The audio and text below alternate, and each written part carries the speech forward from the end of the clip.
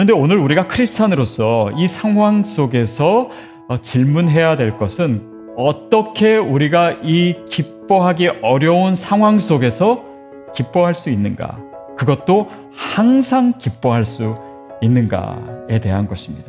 사도 바울이 그의 삶의 모습을 우리가 이렇게 보면은 그가 항상 기뻐할 만한 상황은 아니었어요. 일반인들보다도 사실은 더 힘든 삶을 살았습니다. 그는 가정도 없었고 또 늘 먼 곳을 여행하면서 가는 곳마다 자기를 핍박하는 사람들이 있었고 숨어 다니기도 했고 매맞기도 했고 감옥에도 갇혔고 육체적으로도 힘들었고 배고프고 그래서 상황적으로 보면 사실은 그가 기뻐하기 참 어려운 상황이었죠. 그런데 그는 오늘 우리에게 항상 기뻐하라고 얘기하고 있습니다. 그것은 그가 기뻐할 이유가 하나도 없는데 무조건 기뻐하라 라고 하는 그런 공허하고 맹목적인 기쁨을 요구하는 것이 아닙니다. 거기에는 우리가 상황적으로 보면은 기뻐할 이유가 없을 것 같은데 그에게는 다른 기뻐할 이유가 있었다. 다른 차원의 기쁨을 얘기하고 있는 것이죠. 그래서 그 비밀이 무엇일까를 우리로 하여금 다시 생각하게 합니다.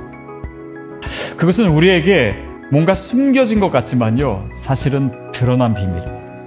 왜냐하면 크리스찬에게 있어서 가장 중요한 우리의 정체성과 같고 또 우리가 믿고 있는 이 믿음의 중심을 관통하는 그 핵심은 무엇입니까? 바로 복음이에요. 기쁜 소식입니다.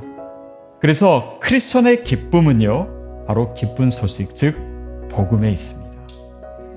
로마서 5장 11절 말씀을 우리 같이 한번 읽도록 하겠습니다. 로마서 5장 11절. 그뿐 아니라 이제 우리로 화목하게 하신 우리 주 예수 그리스도로 말미암아 하나님 안에서 또한 즐거워하느니라. 여러분, 이 술을 좋아하는 사람은요, 술을 마실 때 아마 기뻐할 것입니다. 근데 누구에게나 그렇진 않아요. 술을 안 좋아하는 사람에게는 술 먹는 게 기쁨이 될 수 없습니다. 무엇을 얘기하고자 하는 거냐면요, 우리는 예수 그리스도로 인해서 구원받은 사실, 그러니까 하나님과 화목된 그 사실로 인해서 기뻐하는 자입니다.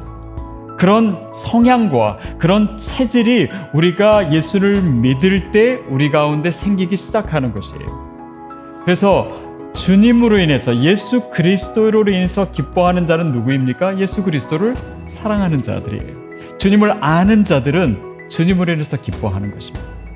우리가 주님으로 인해서, 복음으로 인해서 기뻐한다라고 하는 것은요, 상황이기 전에 내가 누구인가의 문제입니다.